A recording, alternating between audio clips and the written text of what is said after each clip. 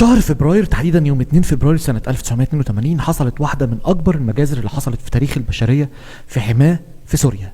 مجزرة مدتها 27 يوم راح ضحيتها 40,000 مواطن سوري و100,000 معتقل و15,000 مفقود، بخلاف تدمير 75% من المدينة، تدمير 63 مسجد و4 كنائس. متخيل الأرقام اللي أصلا ما حصلتش خلال سنة في حرب غزة بين خنازير الصهاينة وإخواتنا في فلسطين؟ تخيل لو كان النظام في سوريا فضل سنة كان قتل كام سوري؟ المذبحة حصل بقرار من حافظ الأسد، وقائد الحملة كان رفعت الأسد أخوه. حماة هي المركز الدائم لمعارضة حكم الأسد، سواء كانت معارضة من جماعة الإخوان المسلمين أو حركات معارضة مختلفة. ومن 2011 ما حدش سيطر من المعارضة على مدينة حماة إلا اليومين اللي فاتوا قبل إسقاط النظام السوري. حماة هي مدينة ساكن فيها بالتقريب 700,000 نسمة، أغلبهم من مسلمين السنة، وتعتبر واحدة من أقدم المدن السورية، وبتشتهر بالحصون الأثرية القديمة جدا.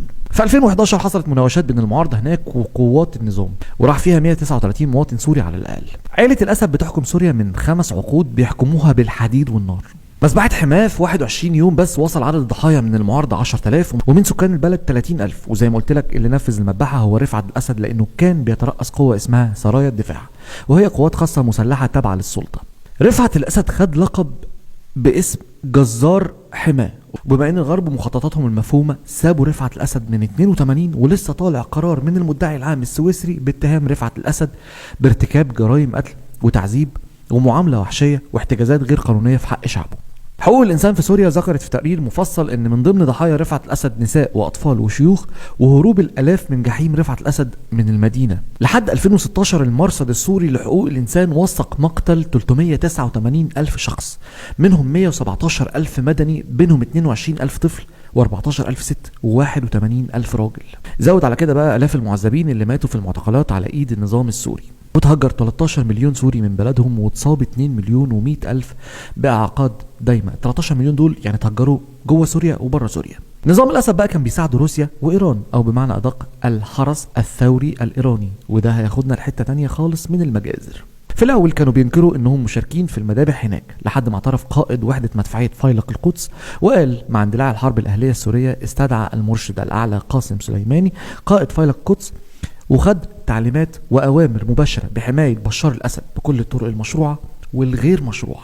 من 2011 لحد 2018 عد معايا اللي عملوه الحرس الثوري مع القوات النظامية السورية: مذبحة جبل الزاوية، مذبحة وسط حمص، مذبحة بابا عمرو، مذبحة الحولة، مذبحة القبير، مذبحة الترمسة، مذبحة داريا، مذبحة العقرب، مذبحة المخبز، مذبحة الجامعة، مذبحة التلات الأسود، مذبحة نهر القويك، مذبحة جديدة الفضل، مذبحة صنامين، مذبحة التضامن، مذبحة البيضة بنياس، مذبحة قرية رسم النقل، مذبحة الغوطة، مذبحة علي الوحش، مجازر البراميل في حلب، مذبحة خان شيخون، مجزرة الكيماوي في دوما.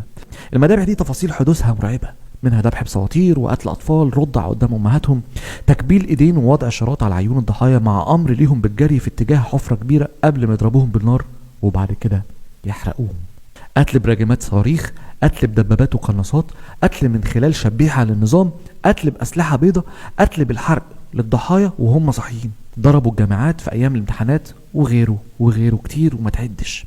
عايزك بقى تتخيل معايا أهلنا في سوريا كل بيت فيهم ليه طار مع النظام، كل بيت فيهم لو شاف عسكري من النظام أو لمح بس بشار الأسد أو حد من عيلته ممكن يعمل فيه إيه. تخيل معايا كم القهرة اللي طالت كل بيت في سوريا بسبب بشار الأسد.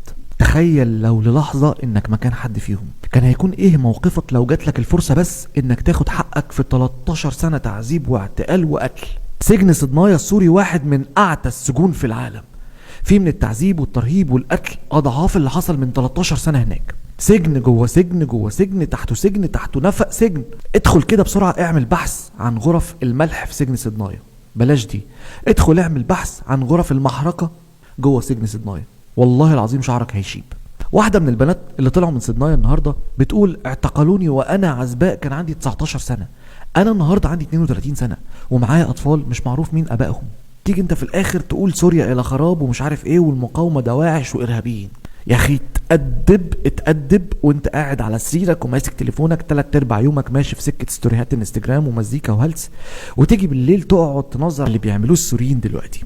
انا معرفش مين قادة المقاومة المسلحة، معرفش بقى هم ارهابيين ولا مقاومين، معرفش هدفهم ايه، وما بفهمش في السياسة ولا بحبها، لكن لو حصل لي ربع اللي حصل للناس في سوريا، لو لقيت الشيطان نفسه رايح عشان يحارب اللي قتلوا اخواتي وولادي وامي وابويا واهلي واصحابي، هتحد معاه بس لمجرد ان اخد حقي من كل اللي عملوا فيها نظام بشار الاسد وابوه.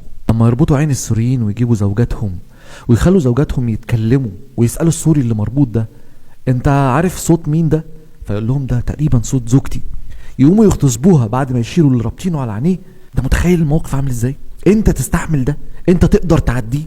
انت تعرف تعيش بيه طول حياتك؟ ما افتكرش. العالم والصهاينه لسه ليهم راي تاني في الجولان وفي كل سوريا، واكيد مخططين خطط قبلسه، بس ربنا اكيد هيحفظ بلدنا هناك في سوريا. اخيرا ربنا يحفظ سوريا ويحفظ اهل سوريا ويحميهم وينصرهم على كل ظالم، ويوفق رؤوس المقاومه لو كانوا ناويين خير، ويخسف بيهم الارض لو كان ليهم مصالح عايزين يعملوها ويستغلوا الشعب السوري العظيم. من مصر، هنا دمشق.